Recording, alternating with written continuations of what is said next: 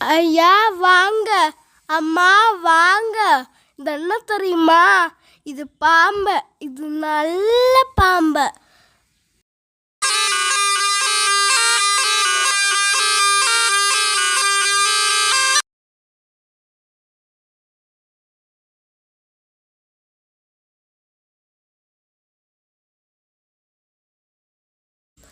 அம்மா வாங்க, அதை தொட்டு பாருங்க.